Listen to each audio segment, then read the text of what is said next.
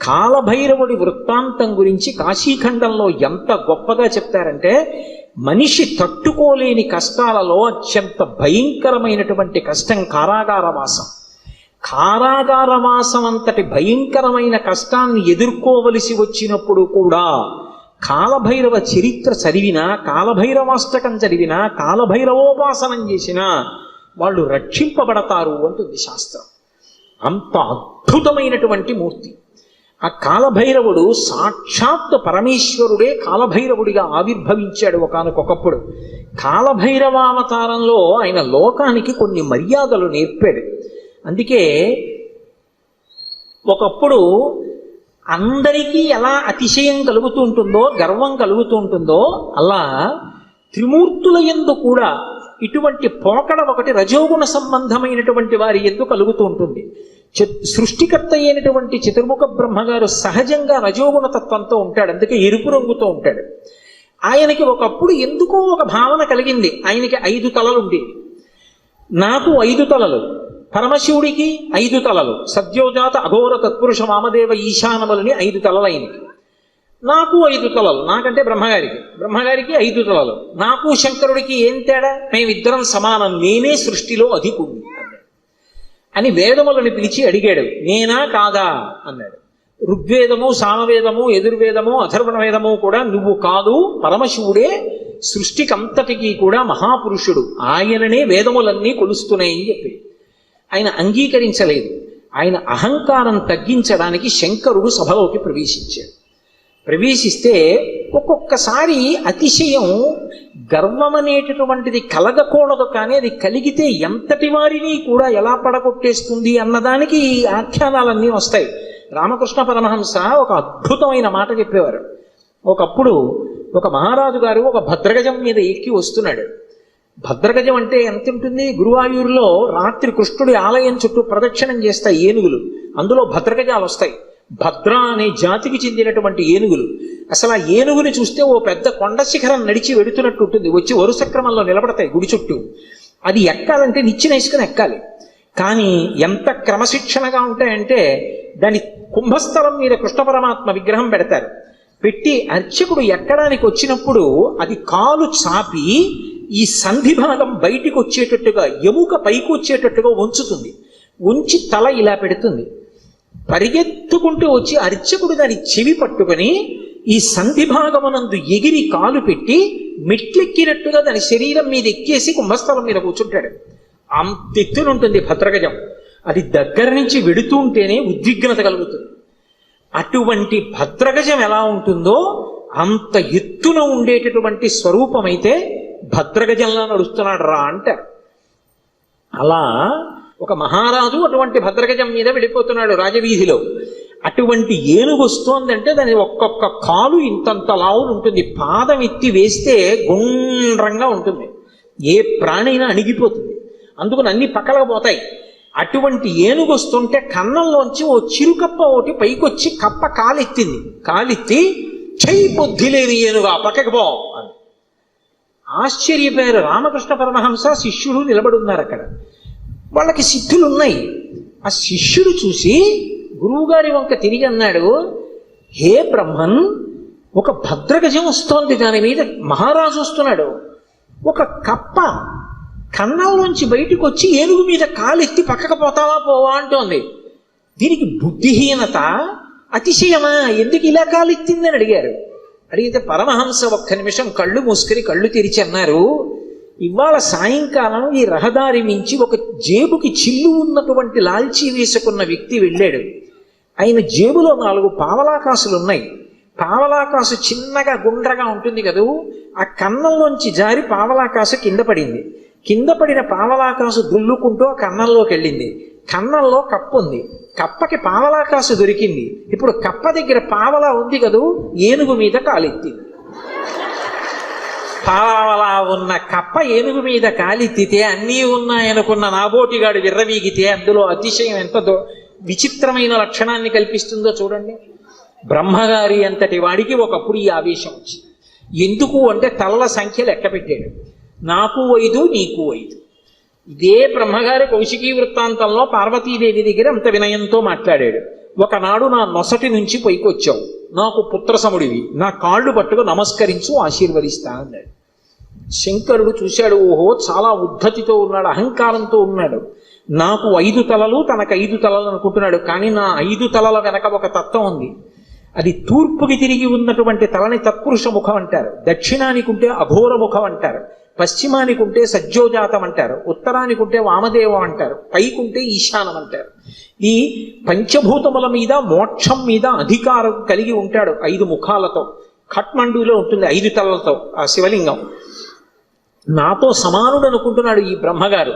ఆయన బ్రహ్మమస్తకావళి నిబద్ధతే నమ శివాయ అని పేరు. ఈ సృష్టి అంతా కూడా కల్పాంతం అయిపోయినప్పుడు బ్రహ్మగారు పడిపోతాడు.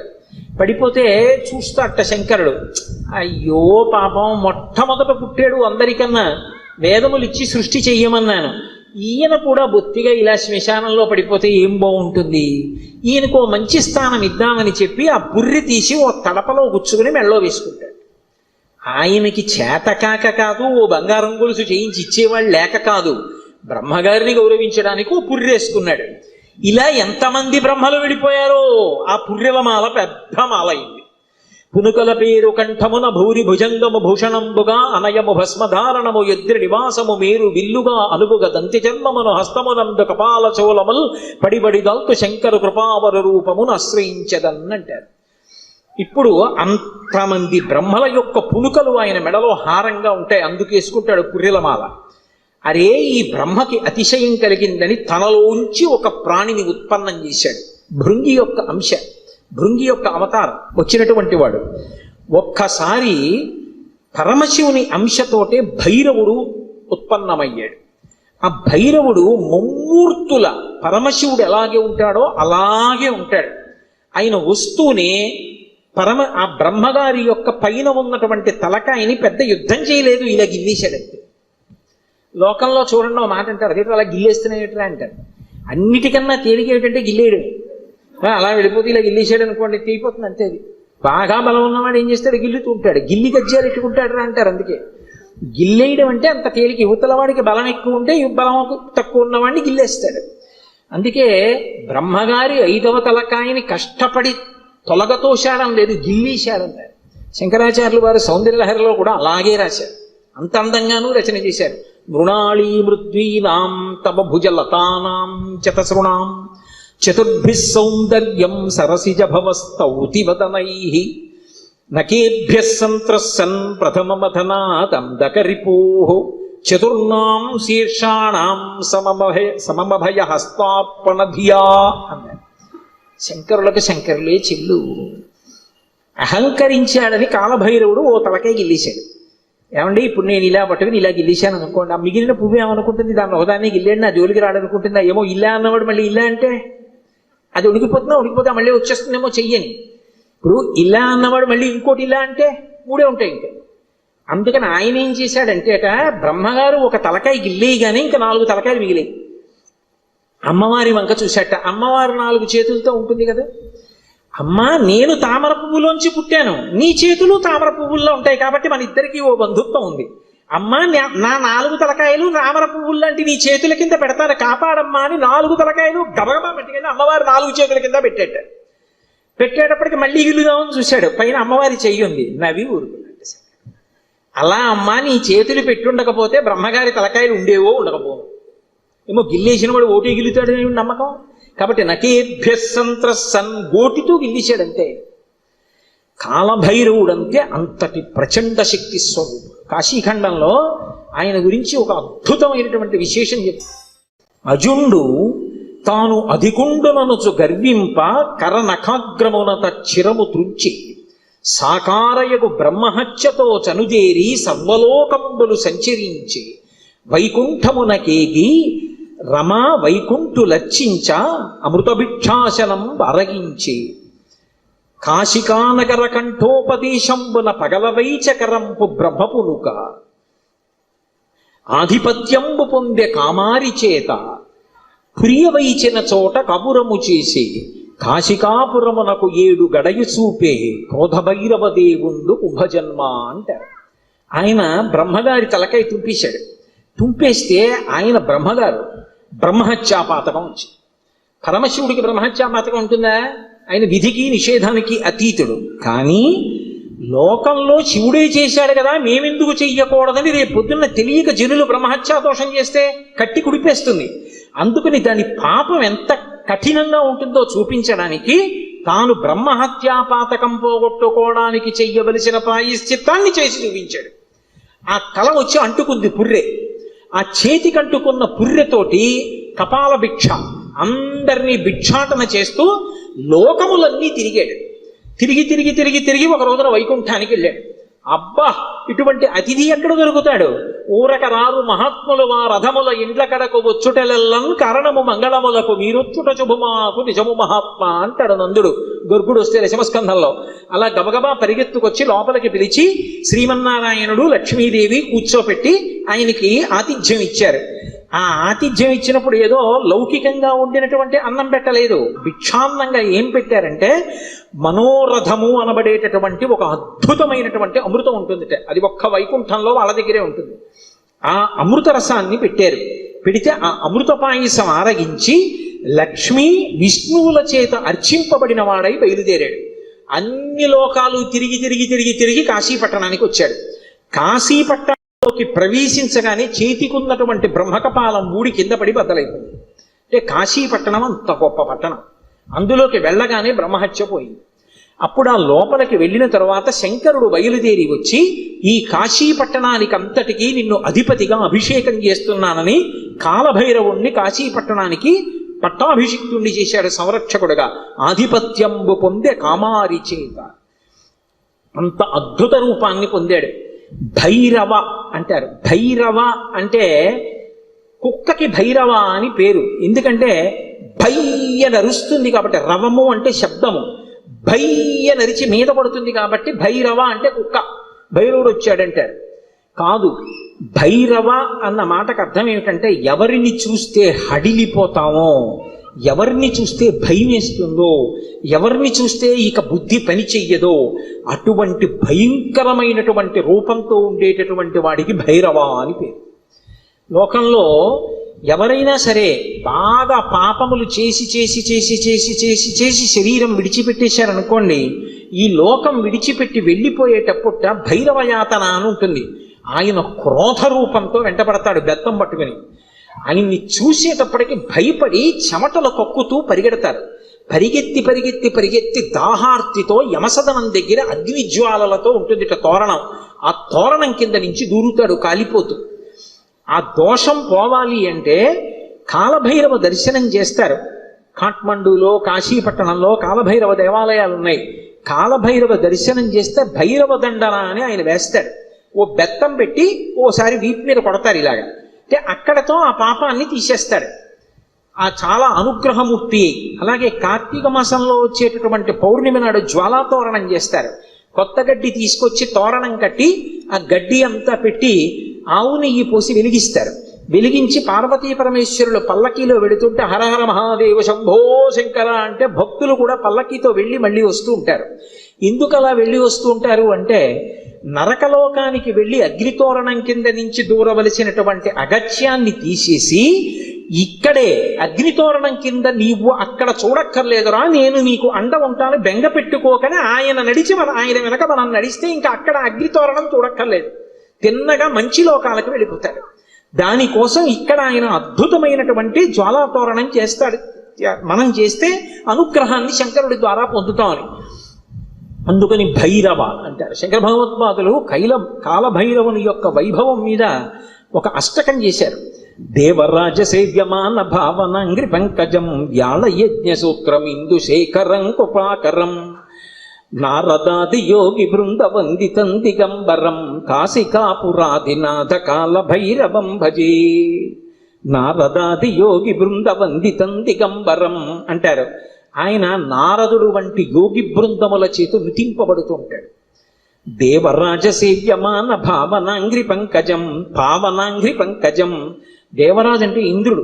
ఇంద్రాదుల చేత పూజింపబడేటటువంటి పాదపద్మములు కలిగినటువంటి వాడు. వ్యాళయజ్ఞ సూత్రం ఇందు శేఖరం కృపాకరం. ఆ చంద్రబింబాన్ని శుక్లపక్షంలో ఉండేటటువంటి తదియనాటి చంద్రరేఖని కొప్పులో ధరించి ఉంటాడు. ఆయన వ్యాళయజ్ఞ సూత్రమిందు శేఖరం కృపాకరం నారదాది యోగి బృంద వందితం దిగంబరం. ఆయన దిక్కులన్నీ ఆయనకి అంబరములై ఉంటాయి. ఆ దిక్కులు అంబరములై ఉన్న మీదట కొత్తగా ఇక వస్త్రాన్ని కట్టుకోడు, దిశములతో ఉంటాడు. అది ఒకటి. అసలు తెలుసుకోవలసిన రహస్యం వేరే ఉంటుంది. ఎప్పుడైనా మీరు శివాలయంలోకి వెళ్ళినప్పుడు కాలభైరవ దేవాలయానికి వెడితే బట్ట ఉండదు, ఆయన దిగంబరంగా నిలబడి ఉంటాడు. ఎందుకు అలా ఉంటాడు అంటే దానికి ఒక కారణం ఉంది. అంబరము దేనికి కట్టుకుంటారు అంటే వస్త్రము కట్టుకున్నాడు అన్న మాటకి తాత్వికమైనటువంటి అర్థం ఏమిటి అంటే లజ్జ పొంది ఉన్నారు, ఎవరు తనని చూసి సంతోషించాలో వాళ్ళు మాత్రమే సంతోషించాలి తప్ప అన్యులు తనని ఇంకొకలా చూడకుండా ఉండడానికి వస్త్రం కట్టుకుంటారు. సభాముఖంగా అంతకన్నా మాట్లాడకూడదు. బట్ట దేనికి కట్టుకుంటారు అంటే ఏ పురుషుడు తనని ఎలా చూడాలో అలాగే చూడాలి. భర్త అయితే దాని అవసరం లేదు, భర్త కానివాడు ఇంకొకలా చూడడానికి వీల్లేదు. అంబరము ధరించి ఉంటారు. అంబరము భక్తికి సంకేతం. భక్తి అంబరమును కట్టుకుంటారు. భక్తి అంబరం కట్టుకుంటే పురుషుడి చేత ఆకర్షింపబడతాడు. ఎవరా పురుషుడు? ఒక్కడే పురుషుడు. పతిం విశ్వస్యాత్మేశ్వరగం శాశ్వతగం శివమచ్యుతం. ఆ భగవంతుడు ఒక్కడే పురుషుడు. ఆధ్యాత్మిక సంప్రదాయంలో అందరం స్త్రీలమే. మనందరికీ పతి ఆయన. ఆయన కొరకు భక్తి అన్న బట్ట కట్టుకుంటాం. అసలు పరమేశ్వరుడు ఎవరి కోసం కట్టుకోవాలి? ఎవరి పట్ల భక్తితో ఉండాలి ఆయన? ఆయన ఎవరిని పొందాలి? ఆయన పొందడానికి ఇంకెవరు లేరు, అందరూ ఆయన్ని పొందుతారు. అందుకే ఆయన బట్ట కట్టుకోడంటే భక్తి అన్న నంబరం ఆయన కట్టుకోక్కర్లేదు. అందుకు దిగంబరుడు. ఆ దిగంబర అన్న మాటను అలా అర్థం చేసుకోవాలి. అందుకే యోగి సంప్రదాయంలో ఈ దిగంబర అన్న మాట మీకు కనపడుతూ ఉంటుంది. కాబట్టి నారదాది యోగి బృంద వందితం దిగంబరం కాశికాపురాధినాథ కాలభైరవం భజే. అటువంటి కాలభైరవుణ్ణి నేను భజిస్తున్నాను. భానుకోటి భాస్వరం భవాబ్ది తారకం ప్రభుం నీలకంఠమీప్సితార్థదాయకం త్రిలోచనం కాలకాలమంబుజక్షమక్షశూలమక్షరం కాశికాపురాధినాథ కాలభైరవం భజే. ఇప్పుడు నేను అష్టకం అంతా ఎక్కడ చెప్పను? భానుకోటి భాస్వరం, కోటి మంది సూర్యులు ఉదయిస్తే ఎలా ఉంటుందో ఆయన కాంతి అలా ఉంటుంది. భవాబ్ది తారకం ప్రభుం, సంసారం అనే సముద్రాన్ని దాటించేస్తాడు ఆయన పాదాలు పట్టుకుంటే. నీలకంఠమీప్సితార్థదాయకం త్రిలోచనం, నీలకంఠుడై హలాహల భక్షణం చేసినటువంటి శంకరుడై లోకములను అనుగ్రహించగలిగిన వాడై భక్తజనుల యొక్క ఈప్సితములను తీర్చగలిగిన వాడై ఉంటాడు. నీలకంఠమీప్సితార్థదాయకం త్రిలోచనం కాలకాలమంబుజక్షమక్షశూలమక్షరం, చేతిలో అక్షమాల పట్టుకుని జ్ఞానాన్ని ఇవ్వగలిగిన వాడై ఉంటాడు. అందుకే అక్షమాల అంటే ధ్యాన స్థితిని కటాక్షిస్తాడు. పుస్తకాలు చదవడం గొప్ప కాదు, ధ్యానం చేయగలిగి ఉండాలి. ఆ మనస్సు చెప్పినప్పుడు మాట వినాలి. పిలవగానే మనసు వెనక్కొచ్చి ఎవరిని చూడమంటున్నానో వాళ్ళని చూడాలి. రా చూడు పార్వతీ పరమేశ్వరుల పాదద్వంద్వాన్ని అనేటప్పటికీ అది గబగబా వచ్చి కూర్చుని చూడడం అలవాటు అవ్వాలి. మనసు ఎలా వినాలి అంటే కుక్క మాట విన్నట్టుగా వినడం, ఎద్దు మాట విన్నట్టుగా వినడం మనసుకి రావాలి. కుక్క చూడండి అన్నాను అనుకోండి పరిగెత్తుకొస్తుంది, కుక్క పిలిస్తే వచ్చినట్టు. ఎద్దు చూడండి కొత్తగా గిత్తని బండికి కట్టారనుకోండి, బండి ఎత్తి పట్టి రైతు దా దా అంటే అది రాదు. బలవంతంగా తీసుకొచ్చి కాడి మెడ మీద పెట్టారనుకోండి తోసేస్తుంది, అటుపోతుంది ఇటుపోతుంది. 4 మాటలు అలవాటు చేసి కొట్టి దుక్కి దున్నించి చేశాడనుకోండి, ఆ తర్వాత రైతు ఇక ఎద్దు దగ్గరికి వెళ్ళడు. వచ్చి ఆ బండి కాడి పట్టుకుని ఇలా పైకి ఎత్తి పట్టుకుంటాడు. ఇలా ఎత్తి పట్టుకుని ఆ 2 కాడి ఇలా సమానంగా వస్తుంది అంటాడు. 2 ఎద్దులు నిద్రపోతున్నవి లేచి ఒళ్ళు విరుచుకొచ్చి మెడబెట్టేస్తాయి. పిలవలేదు ఆయన, ఏమి దా అని కూడా అనలేదు, అంటే చాలు 2 ఎద్దులు వచ్చాయి. అలా అన్నంత మాత్రం చేతనే ఎద్దులు వచ్చేస్తుంటే సాధన చేత మనసు వెనక్కి రావద్దు, రావాలి. అలా వచ్చేటట్టు చెయ్యగలిగిన వాడు, సాధనా బలాన్ని అనుగ్రహించగలిగిన వాడు కాలభైరవుడు. కాలస్వరూపంతో ఉంటాడు. అందుకే కాలకాలమంబుజక్షమక్షశూలమక్షరం కాశికాపురాధినాథ కాలభైరవం భజేత్. అందుకే కాలభైరవష్టానికి ఫలశ్రుతి చెప్తూ కాలభైరవాష్టకం పఠంతి ఏ మనోహరం జ్ఞానముక్తి సాధనం విచిత్ర పుణ్యవర్ధనం శోకమోహ దైన్యలోభ కోపతాపనాశనం తే ప్రయాంతి కాలభైరవంగ్రి సన్నిధిం ధ్రువం అంటారు. ఎవరు కాలభైరవాష్టకాన్ని చదువుకుని ప్రతిరోజు కాలభైరవుడికి నమస్కరిస్తాడో వాడికి భక్తి, చిత్తశుద్ధి, వైరాగ్యము, జ్ఞానము, చిట్ట చివర మోక్షము ఆయన అనుగ్రహిస్తాడు. శరీరం విడిచిపెట్టిన తరువాత భైరవయాతన పొందకుండా మోక్షమును అనుగ్రహించగలడు అంటే ఆయన ఎంతటి శక్తివంతుడో మీరు ఆలోచించవచ్చు. కాశికా పట్టణానికి అంతటికీ కూడా అధిపతి అయి ఉంటాడు. అటువంటి మహానుభావుడైనటువంటి కాలభైరవుని యొక్క స్మరణము చాలు, సమస్త పాపములు నశించిపోతాయి. అంత గొప్ప కాలభైరవుడు శివాలయంలో ఈశాన్య దిక్కున నటరాజస్వామి వారి పక్కన విరాజమానుడై ఉంటాడు. అలాగే శంకరుడి పరివారంలో ఎప్పుడూ విడిచిపెట్టనటువంటి వారు సర్పములు ఆయన్ని ఎప్పుడు విడిచిపెట్టవు. ఏదో అలా అనడమే కానండి, నిజంగా ఆయన పరివారం అద్భుతమైన పరివారం. సాయంకాలం అయ్యేటప్పటికి కవచం పెట్టేస్తారు. కవచం పెట్టారు అంటే ఇలా పాము పట్టి ఉంటుంది. మీరు చూసి ఉంటారు, కొన్ని చోట్ల శివాలయాల్లో శివలింగం మీద పడగ పట్టి ఉంటుంది. ఆ నైమిషారణ్యంలో అయితే ఒక అద్భుతమైనటువంటి శివాలయం ఉంది. ఆ శివాలయం యొక్క పానవట్టం మీద ఒక పాము పడుకుని ఉంటుంది. అది పడుకుని ఉన్నట్టుగా చిత్రీకరింపబడి ఉంటుంది. అద్భుతమైనటువంటి శివాలయం. అవన్నీ మీకు చూపిస్తారు. అక్కడే కొంచెం దూరం వెళితే రుద్రావర్తము అని గోమతి నది లోపల ధర్మరాజు గారు ప్రతిష్ఠ చేశాడు శివలింగాన్ని. సుడి ఏమీ కనపడదు, మీకు నీరు తిరగదు, కానీ ఇలా నీరు వెళ్ళిపోతూ ఉంటుంది. దాని ముందు కానీ వెనక కానీ మీరు మారేడాకేస్తే పైనుంచి తేలి వెళ్ళిపోతుంది. శివలింగం లోపలున్న చోటుకొచ్చి మారేడు దళం వేస్తే నిలువుగా లోపలికి వెళ్ళిపోతుంది. మీరు 100 జామకాయలు, జామ పళ్ళు తీసుకెళ్ళి అందులో వేయండి, మీరు ఏమీ అడగకపోతే ఒక్క కాయ పైకి రాదు, నిలువుగా వరుస క్రమంలో లోపలికి వెళ్ళిపోతాయి. స్వామి ప్రసాదం ఇవ్వండి అని పైకి అడిగారు అనుకోండి, అన్ని పళ్ళు లోపలికి వెళ్ళిపోయి ఒక్క పండు పైకి వస్తుంది.